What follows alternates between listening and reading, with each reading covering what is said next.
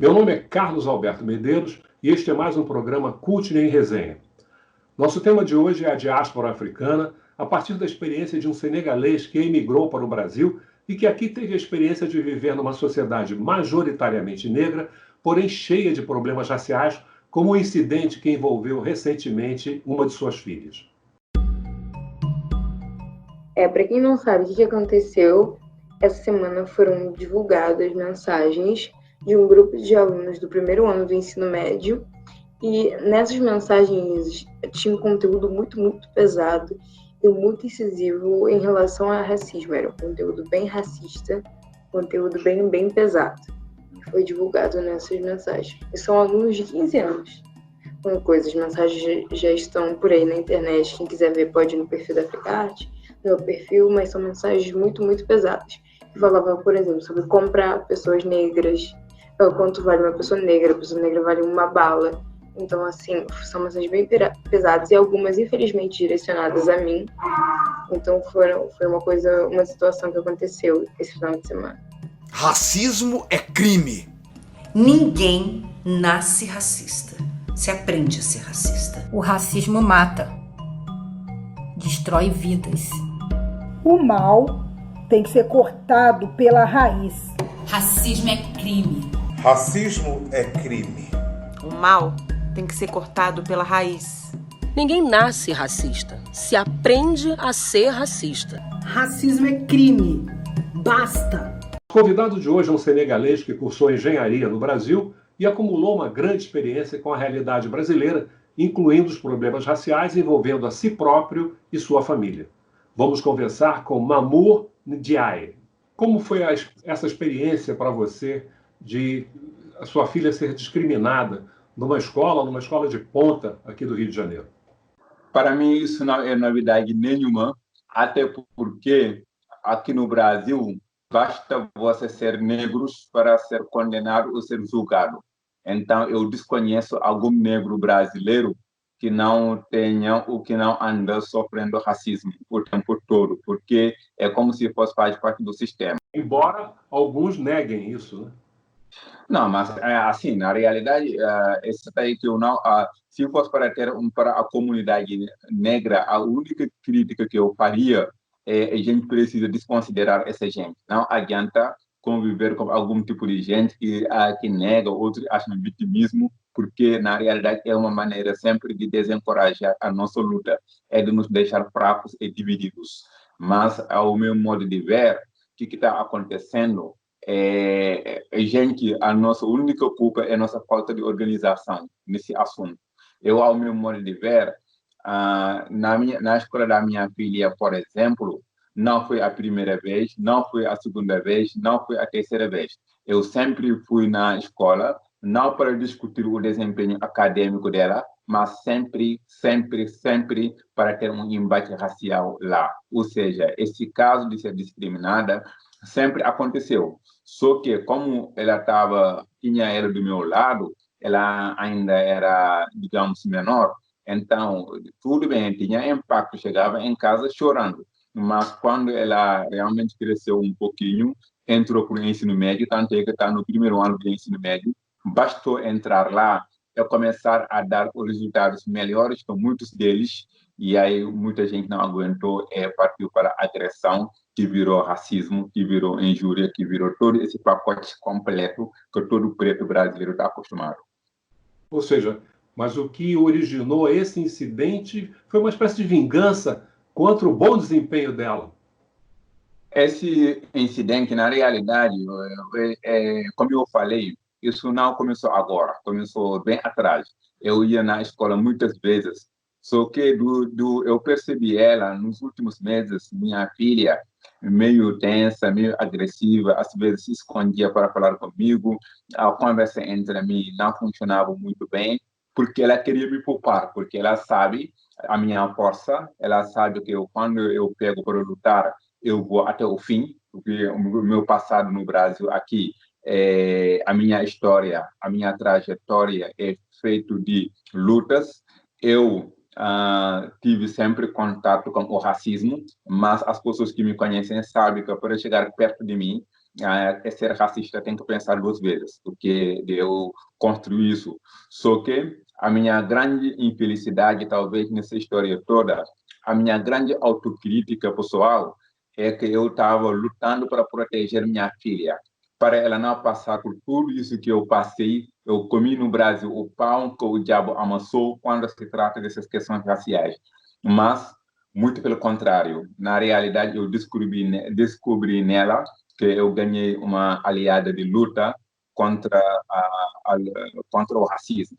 Ou seja, a gente não está nem um pouco, digamos, abalado com nada, porque um racista não consegue nos abalar. Vai ter que chamar todos os racistas do mundo e ainda os racistas que vão nascer para me abalar. Mas a grande questão é que, de fato, a gente precisa dar basta nisso.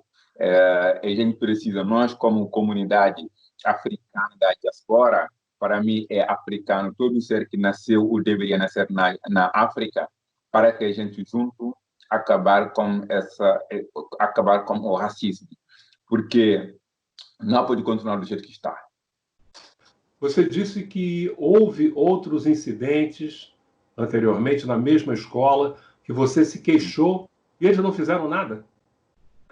Nada fizeram, porque no final você preenche lá um documento, assina, o documento fica na escola.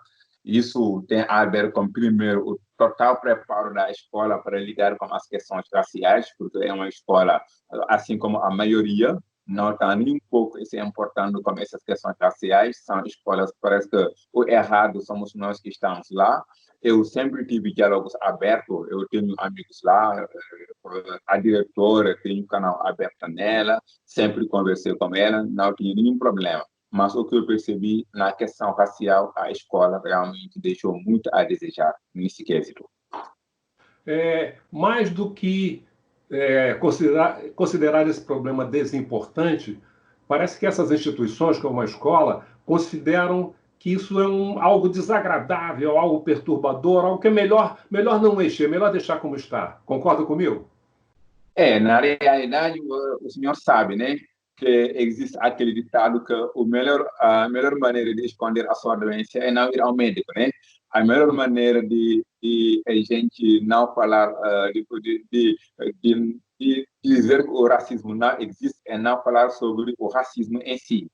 Mas, na realidade, quem está falando isso é para aqueles que estão se dando bem, são aqueles realmente que querem continuar nos dominando, porque eles sabem que no dia que a gente acordar, no dia que a gente tiver a consciência de que o problema é nosso, nós temos que ter a solução definitiva contra o racismo, o Brasil vai virar um outro país. O pessoal sabe disso. Por causa disso, eles mandam desse jeito.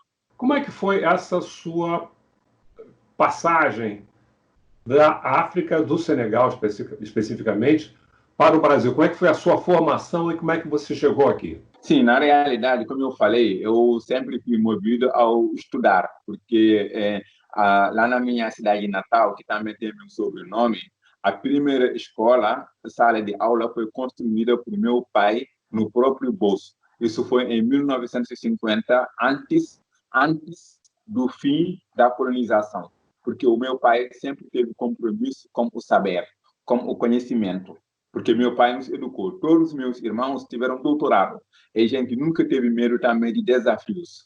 Quando eu passei no vestibular lá no Senegal, eu podia escolher em qualquer lugar do mundo.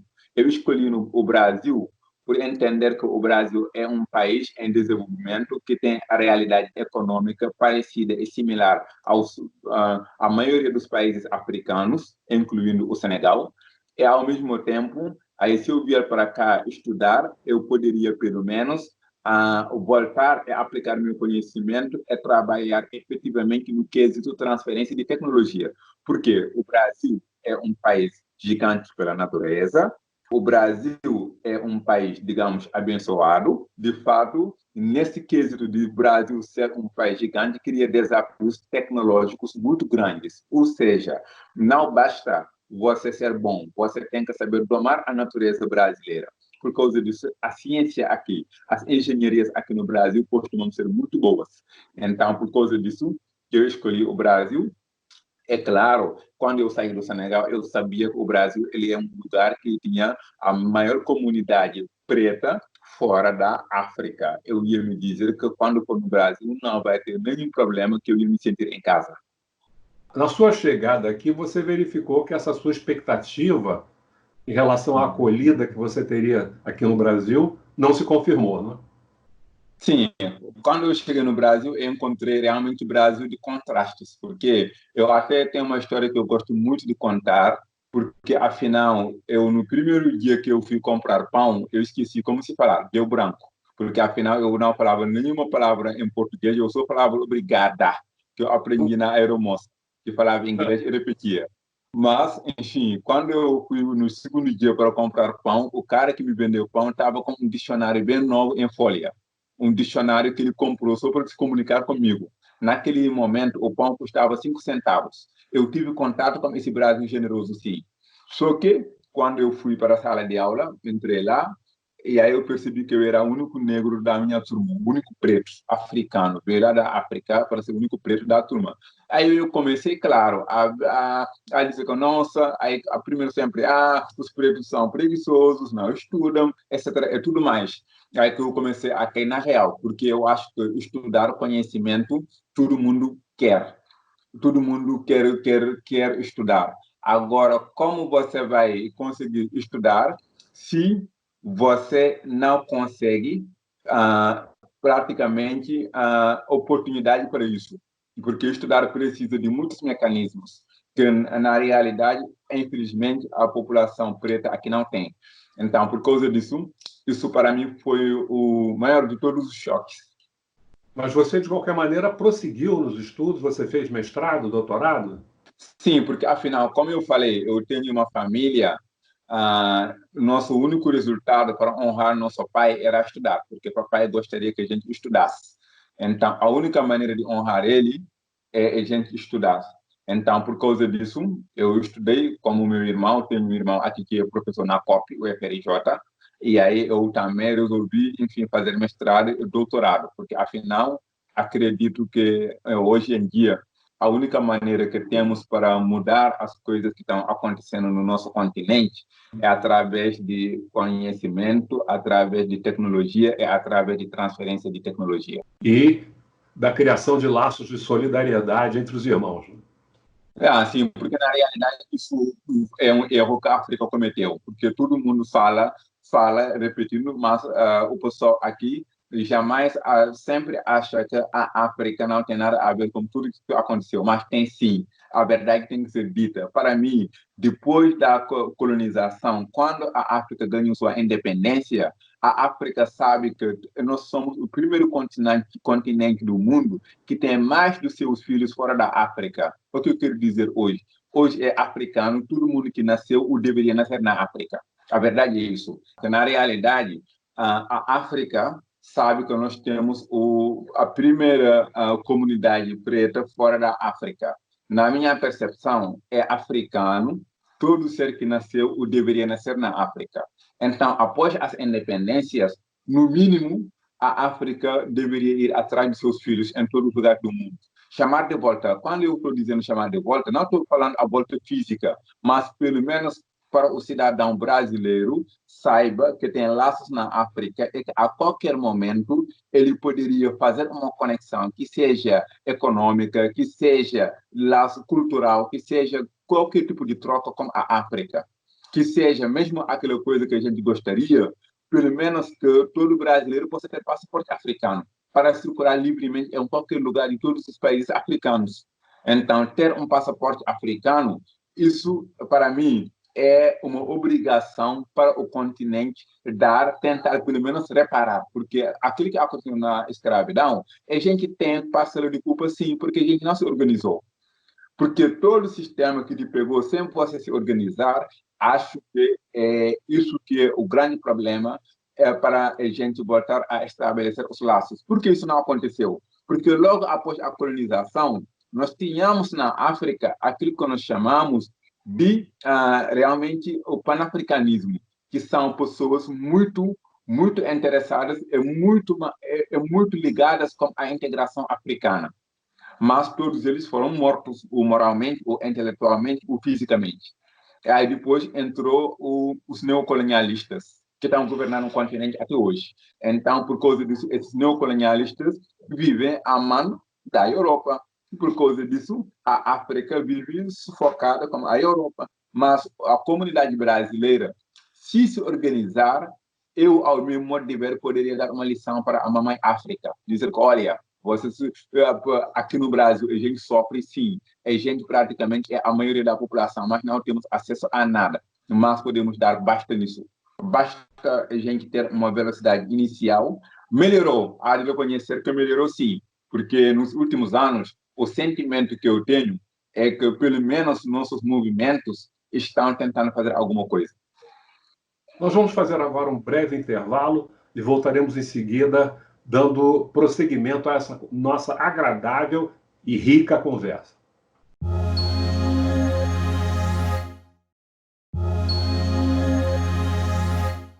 Amor, você me disse que tem observado algumas mudanças para melhor na sociedade brasileira.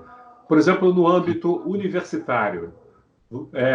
A gente percebe, eu estou terminando agora meu doutorado em História Comparada na UFRJ, estudei, fiz comunicação nessa mesma UFRJ décadas atrás, e era o único homem negro da faculdade toda.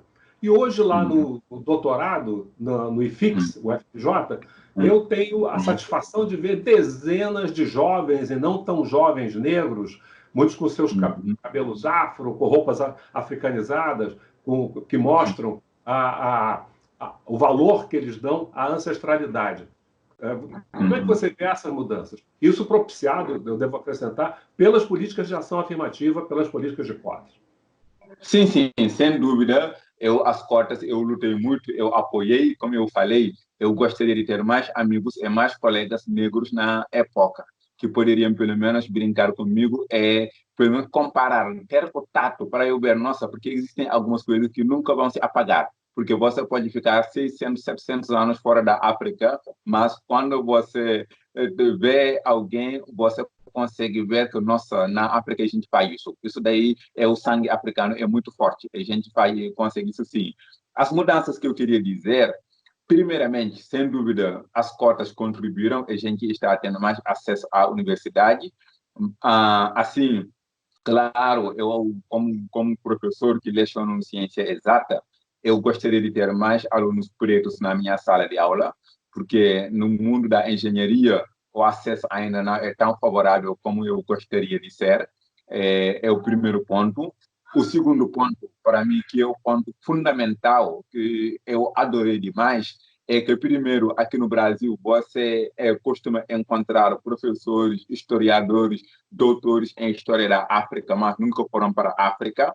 Mas, ao mesmo tempo, a gente está encontrando grupos de jovens brasileiros, mas muito engajados e muito sábios.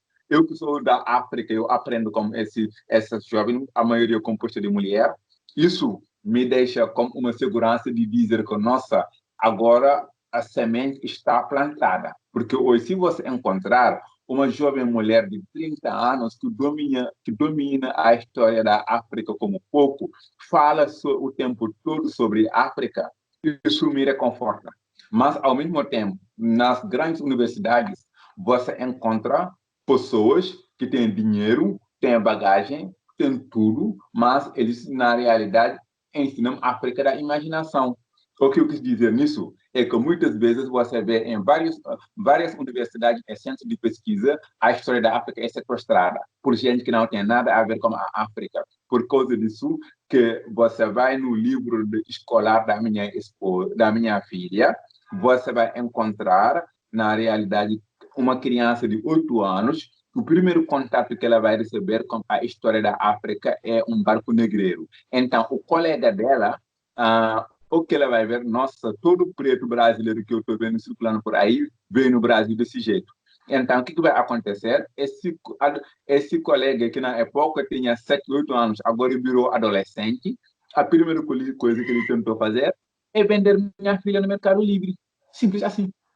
Uma coisa que me chamou muito a atenção quando eu estive no Senegal, primeiro foi coisas aparentemente diferentes, mas que confluíam. Um povo altivo, muito atencioso no trato com a gente, e com muita consciência. Foi o lugar que eu mais encontrei essa consciência da diáspora africana. Aconteceram alguns incidentes. Uma vez estávamos fomos fazer um vídeo e com uma turma, professores e suas turmas, visitando o museu de Dakar. E eu fui a um deles, disse que nós éramos do Brasil, estávamos fazendo um vídeo, e depois fui agradecer. Ele me colocou diante da turma. Esse aqui é descendente daqueles que eu falei para vocês que saíram pelo Golfo de Benin. Hoje eles estão um pouco mudados, mas são os mesmos. E houve mais uns 2 ou 3 incidentes em que se revelou isso.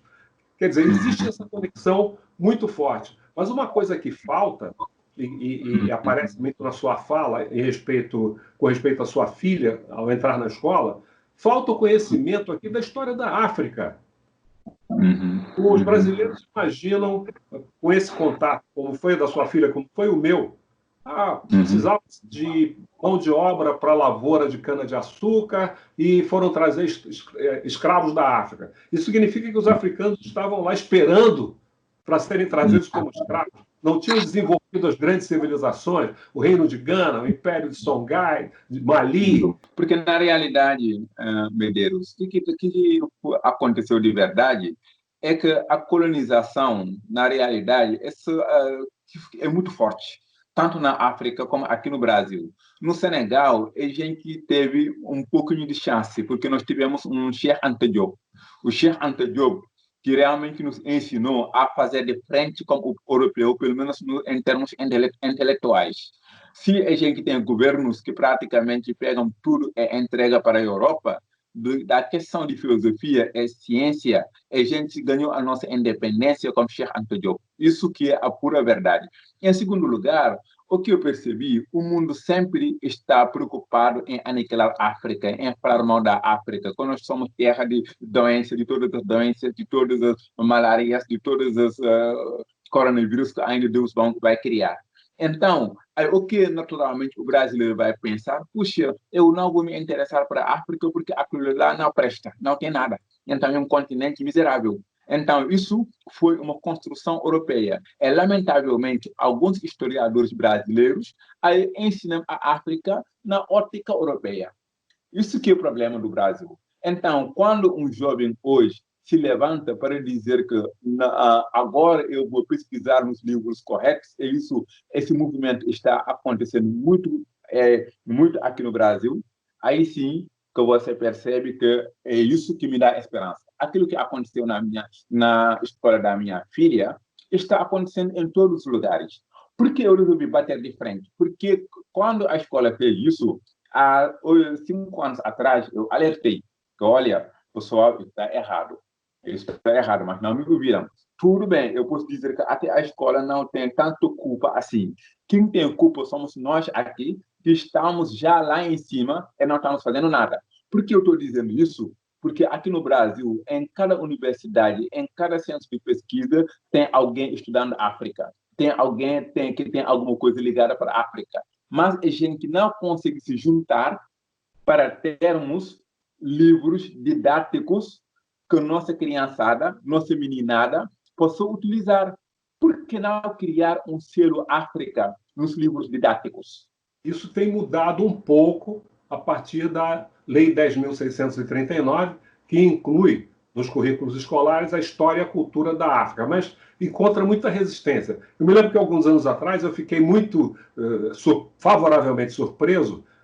Meu filho estava na 9ª série, numa escola particular, e eu abro o livro, início do ano, abro o livro de história dele, quando eu vejo capítulo 8º, Civilizações Africanas. Aquilo até mexeu comigo, eu nunca tinha visto um livro didático falar de civilizações africanas.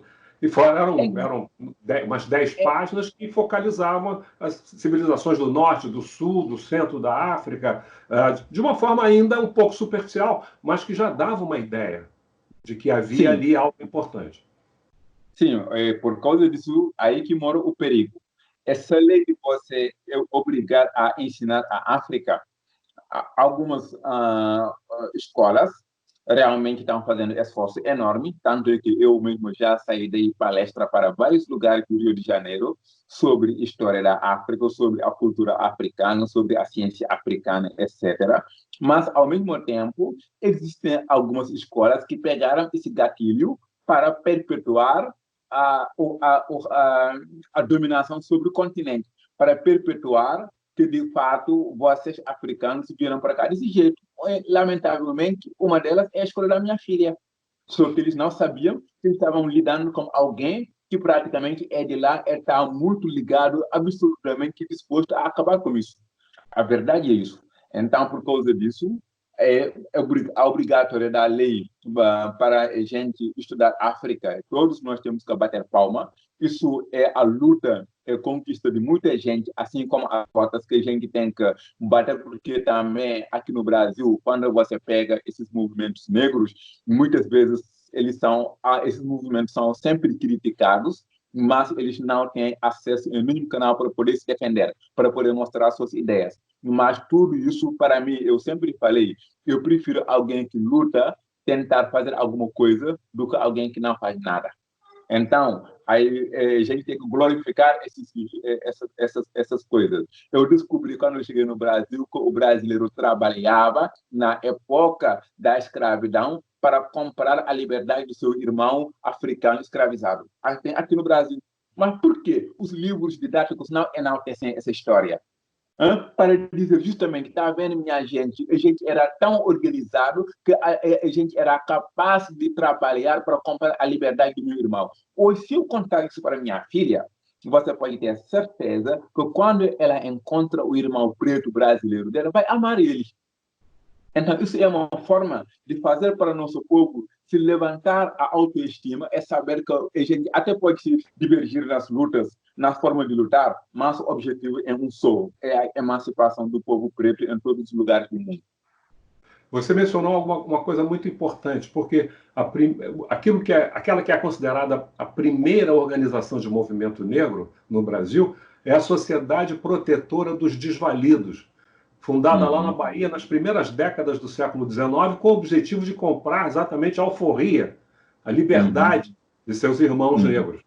Então, temos movimentos que vêm desde aquela época e muita gente ignora. São centenas de organizações. Houve, especialmente nas décadas de 20 e 30, uma imprensa negra muito atuante, especialmente em São Paulo, nos estados do Sul. E, para muita gente, o movimento negro no Brasil se resume à Frente Negra, da década de 30, que foi muito importante, o Teatro Experimental do Negro, de Abdias Nascimento, criado em 1945, e o Movimento Negro Unificado, o MNU, fundado em 78. Isso é uma redução absoluta. Nós, aqui no Rio, antes do MNU, do Movimento Negro Unificado, tínhamos fundado a Sociedade de Intercâmbio Brasil-África, SIMBA, e o Instituto de Pesquisa das Culturas Negras, por exemplo. Então, temos que penetrar nessa história da África e na história dos afro-brasileiros, e, sobretudo, sobre o aspecto da resistência. Exatamente. É isso que eu concordo, porque, como eu falei, pode ser que nós já passamos, de alguma maneira, a gente já passou. Que vale a pena ressaltar é a gente trabalhar justamente para que nossos filhos possam conhecer isso, para que nossos netos que vão nascer possam nascer em uma sociedade que mostra, olha, seus irmãos brasileiros, seus pais e seus netos tentaram fazer isso, cabe a você continuar isso. Então, isso para mim é a grande lição que todos nós temos que colocar. Eu prefiro que uma criança de 7, 8 anos, o primeiro contato que tenha na história, que olha, a sua história é feita de resistência, de gente que não tinha nada, mas ao mesmo tempo tinha tudo, porque tinha união. Vamos, muito obrigado. Essa foi uma conversa excelente. Eu espero que a gente possa ter outras conversas, tanto pelo mundo virtual, quanto depois de passada essa crise da pandemia, nos conhecermos pessoalmente. Muito obrigado, continue nessa luta, você está conosco, nós estamos com você. Exatamente, somos um só povo. Obrigado, eu que agradeço.